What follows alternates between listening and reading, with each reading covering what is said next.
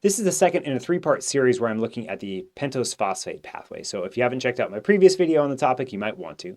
Today we're going to focus on the oxidative pentose phosphate pathway, which has the specific role of generating reducing power inside of anabolic pathways. So let's jump into that. So quick reminder to situate ourselves inside of metabolism again. This is central carbon metabolism. We have things like glycolysis and gluconeogenesis over here. And then the thing we've been talking about is over here. This is the pentose phosphate pathway. In the last video, we did a lot of work we spent our time thinking about this pentose phosphate network where metabolites get passed around making interesting anabolic intermediates. Today, we're going to focus here on this oxidative part of this pathway. And to situate ourselves inside of the transit network, we're basically going to be looking at this one, oxidative PPP, whose primary job is generating reducing power. So let's start tackling what it does. So this is the basic pathway. We start with glucose 6-phosphate here on the left. That's, remember, the first step we talked about it in terms of glycolysis. You have glucose that gets phosphorylated at position 6. Now we have G6P. That G6P can go onto a variety of pathways. In this case, the oxidative PPP. And what it does is it generates NADPH. That's the primary output of this pathway. So glucose 6-phosphate gets turned into 6-PGL, which gets turned into 6-PGC, which ultimately ends up on this ribulose 5-phosphate, this 5-carbon sugar. And it's interesting to note, as it does so, what comes out are carbon dioxides and waters. This looks a lot like, say, a full oxidation of the sugar, except for instead of putting the electrons onto, say, an oxygen, we're putting our electrons onto NADPH. And so over the entire process of this pathway, basically what we see is that one carbon on G6P is fully oxidized to carbon dioxide. The output of it is, we can't go any further, right? At least our biology doesn't go any further than making carbon dioxide. That is as much as we oxidize a carbon. And so sort of we're done, right? We've extracted as much out of this carbon as this carbon is willing to give. And then we make this NADPH. What do we use it for? And we use it in a couple of places. I'll talk about some a little bit later too. But for now, I just want to talk about two places it's used in anabolism, so in making new molecules. This is one I'm going to actually have some videos here on fairly soon, where we basically take an acetyl-CoA, so it's a 2-carbon unit, and we use it to build things like fatty acids. If you look at that and you zoom in on this, you're like, oh my goodness, we're going to take a ton of NADPHs to do that. Same thing is true here. This is on the way to synthesizing steroid hormones, sort of one of the other major branches of fatty acid metabolism. Again, if you zoom in, you see there's a ton of NADPH. We don't do this, but if you say look in the Calvin cycle, which is something that's done by plants doing carbon fixation, they're actually doing the opposite of this pathway in some sense. They're taking carbon dioxide out of the atmosphere and they're turning it into sugars. How do they do that? If you zoom down here in the corner, they're using NADPH to do that. And so NADPH is this really important molecule, and this is the primary way that we make NADPH. Now, quick review of what NADPH is. We've talked a lot previously about this, right? NADH. And we've talked about how this is basically, we're taking 2 electrons and a proton, 1 proton, sorry, that are going on to generate NADH. We use NADH as a source of oxidizing power, right? We use this to oxidize other molecules, so our cells maintain a high concentration of NAD plus relative to NADH, so that we have a pool that's ready to oxidize things. NADPH is exactly the same in terms of its reaction. H plus 2E minus. So it's the same basic chemistry that's happening. We're seeing the same hydride transfer and everything. But it has this phosphate hanging off of it that can be recognized by cells, which allows cells to maintain a high ratio of NADPH to NADP plus. What that means is NADPH can be used to reduce things. It can be used to, say, make more interesting molecules. So for example, over here, we're using NADPH to reduce carbon dioxide carbons and turn them into sugars. Over here, we're using NADPH to reduce carbons and build new carbon-carbon bonds, right? So it's really important for building big molecules up. And again, it's done in a similar way to what we've seen with NAD plus and NADH. It's the opposite reaction. NADPH going to NADP plus. In addition to its anabolic role, NADPH actually is really important for dealing with free radicals. So don't have time to go into this in any detail, but free radicals are generated by a variety of processes. Actually aerobic respiration generates it. Different stress molecules can. Our immune system actually throws these out to kill other, invading bacteria, for example. So this is something that is basically around all the time and cells need to deal with. And it turns out the pathway for dealing with it, or at least one of the major ones, involves taking superoxides, turning it into hydrogen peroxide, which is still relatively reactive, right? If you've ever had a cut and you've dumped hydrogen peroxide on it, interesting things happen. So this is still a reactive molecule that our cells need to deal with. The way they deal with this is through a redox reaction. What they're going to do is they're going to reduce a molecule called glutathione, forming a new disulfide bond. Details don't really matter for this because we're about to get to the reason I'm bringing all of this complicated stuff up. And that is you got to regenerate your glutathione defenses. How do you do that? Well, you do it with NADPH. So NADPH comes in here and it is oxidized and it reduces the glutathione. Sorry, I think I said that backwards before. So the key point of this is that NADPH is coming in. And it is critically important for dealing with free radicals. It's basically where the electrons come from to regenerate the defenses so that we can deal with these reactive species that are going to cause cellular damage. Okay, so hopefully I've convinced you that NADPH and NADP plus are important. How does this pathway make them and how are they controlled?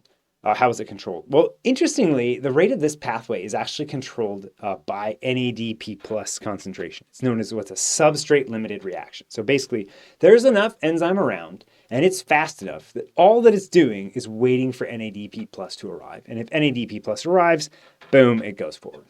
The free energy of this reaction, the delta G for this, is very favorable. So these reactions proceed. They're just literally waiting for NADP plus to be around. And that actually makes sense when you think about the biology here, right? Basically, we're trying to maintain a higher ratio of NADPH to NADP plus. That's the goal. So if we can make it so that every time this molecule comes around and reacts, we're going to drive equilibrium or drive the system to have a higher concentration of NADPH. Okay, cool.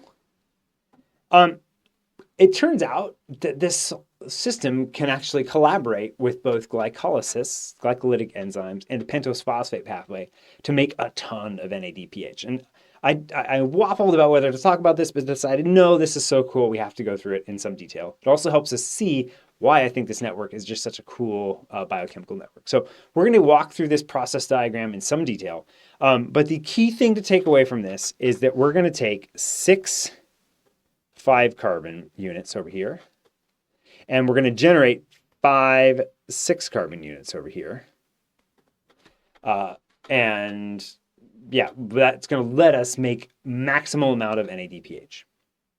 Okay, so let's start walking through this in pieces. I'm going to disappear because there's so many pieces to show. Okay, so there's all this stuff on the side here that looks complicated. And if I pair that back, hopefully you look at this and you're like, okay, those are sort of just visually, even if you can't see the details, those look sort of similar to each other. So let's zoom in and look at this one block, and we're going to actually zoom up and look at it. So what is happening here? So to remind you, the output of the oxidative PPP is this, whoa, this is going to be exciting, is this molecule Ru5P. So this is the output of the oxidative PPP. So if we generate those NADPH pluses, if we generate NADPH, this molecule is going to be made. Okay, so we've generated this molecule. The non-oxidative pentose phosphate pathway, which we talked about in the last video, has all these enzymes like Ru5P isomerase, trans-ketolase, and trans-aldolase that allow you to swap carbons for each other. Swap carbons around, right? So you do an isomerization reaction here. Oh, actually, I forgot epimerase. All of these are involved. Sorry. So all 4 of our non-oxidative PPP enzymes are involved. So these isomerize Ru5P to R5P, ribose 5-phosphate. So if you recall, that's actually just changing between a keto and an aldyl sugar. And then Ru5P can be converted to X5P, which is we're just flipping a stereocenter. So these are very, simple moves. The number of carbons and oxygens hasn't changed. We've just sort of swapped around the system. R5P and X5P can then be substrates for transketolase, which now spits out G3P and S7P. So we've taken two 5-carbon things, and we've taken those two 5-carbon things, and we've made it into a 3-carbon thing and a 7-carbon thing. And then those can be substrates for transaldolase, which is going to transfer carbons between these, taking a 3-carbon and a 7-carbon and spitting out a 6-carbon and a 4-carbon. Okay, so this is kind of just like a shuffle, or I've heard it described as a shell game, right? We're just moving carbons around. We started out with 2 molecules of Ru5P over here on the left. And through all this complicated shuffle, we end up with a molecule of F6P and E4P. So these are sugars that have 1 phosphate on them. They're just hanging out there. All right. We got that. All right, let's keep going. So next, we're going to duplicate that. So I showed this at the top, right? This is, we just went through this. We took 2 molecules of Ru5P and we spit out an F6P and an E4P. The bottom of this slide is that exact thing repeated. So we're taking 2 Ru5Ps and we're making an E4P and an E6P. Okay? Cool. What's happening next? Next move? Come on. I'm going to zoom all the way out.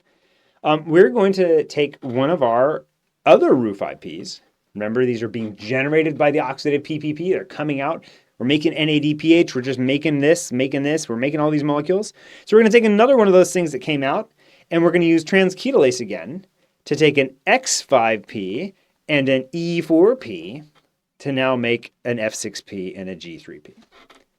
So hopefully you're starting to see a pattern here. At the end of all of these pathways, what have we done? We've spit out an F6P here, an F6P here, and an F6P here. So we're starting to make F6Ps from Ru5Ps. All right, going to add one more layer, which is exactly the same thing I just showed you. So again, we're going to take a molecule of Ru5P, and we're going to run transketolase on it with the output here, this E4P, and we're going to make another block of molecules. So now what have we done? We've made 1, 2, 3, 4 F6Ps. And 1, 2 G3Ps from 6 Ru5Ps. So 1, 2, 3, 4, 5, 6. We've taken all 6 of those, and we've now made 1, 2, 3, 4 F6Ps and 1, 2 G3Ps. Whew. Okay, how are we doing? Almost done. We're almost to where this all comes together. Next step. Well, we've already seen how to do this, right? This is just glycolysis gluconeogenesis.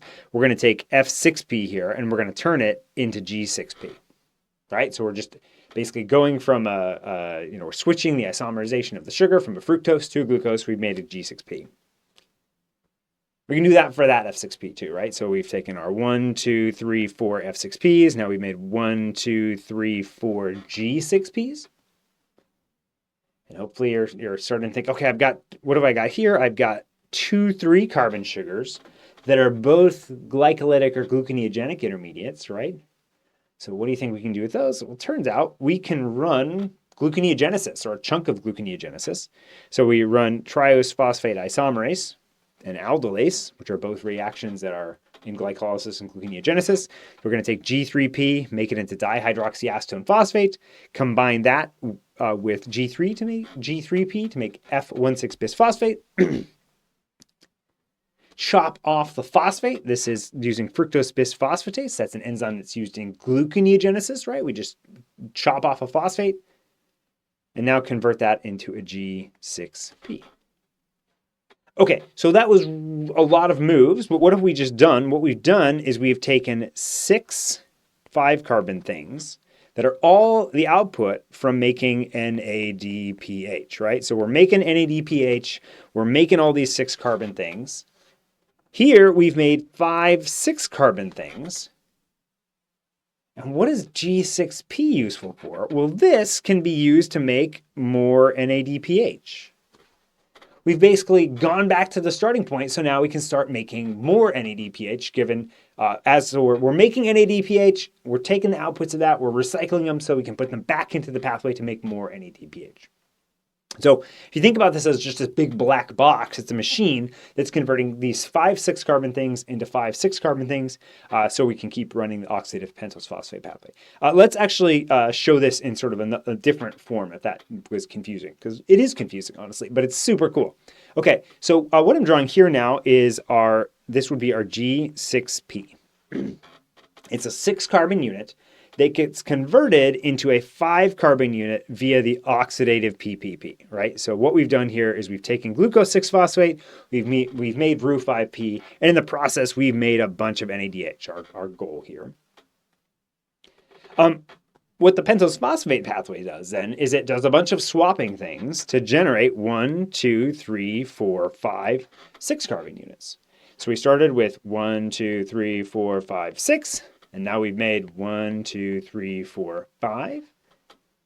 And just as a note, up here inside of the oxidative pentose phosphate pathway, remember we took a carbon off of glucose 6-phosphate and we turned it into carbon dioxide.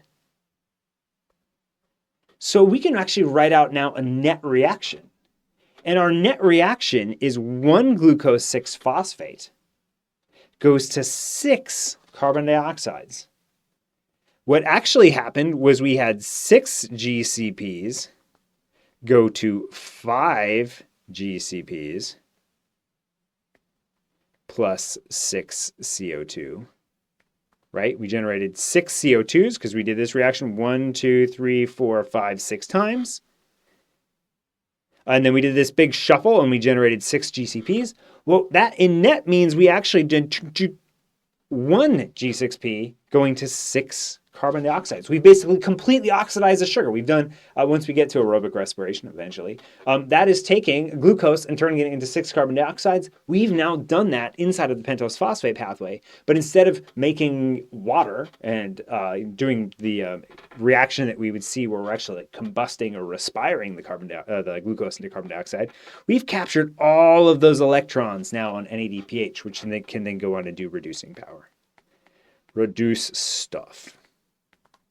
So this is a really cool, really efficient way to generate a ton of NADPH, right? Because now these things, we've just recycled back to the substrate and we can keep cranking it. So this is the maximum NADPH production. You take a single glucose 6-phosphate, take all of its electrons and put them onto NADPH. Okay, and besides being I think, a fascinating example of a metabolic pathway. Turns out, I said earlier in the last video, that cells crank up the pentose phosphate pathway because they need a lot of metabolites. They need lots of things like ribose to build nucleic acids to duplicate themselves. They also are dealing with a ton of oxidative stress. And this comes from a variety of sources. This is both, there's inflammatory responses that are activated. So there's, your body's generating free radicals as part of this response. You also have interesting things that happens inside of, say, a tumor cell where stuff inside doesn't have as much blood flow and less oxygen on the outside. So there's oxidative stresses there. So again, cancer cells are big fans of the pentose phosphate pathway. So they can make metabolites so they can build things. And also so they can make NADPH to deal with all the oxidative stress and build more stuff, right? This is also important for, say, building fatty acids. So so that's one of the reasons that people look for the pentose phosphate in cancer cells is because it's always turned up. Okay, so we have now looked at the non-oxidative pentose phosphate pathway. We've seen that it's a way to exchange metabolites one for another to make interesting anabolic starting points. We've talked about the oxidative pentose phosphate pathway, which generates NADPH, and how those two things can collaborate to give rise to this max NADPH production mode. I'm going to do one more video, and what we're going to look at is actually what are the sorts of modes that can actually arise? What sorts of things can the pentose phosphate pathway do? So hopefully you can join me for that. Until then, I will, thanks for your time.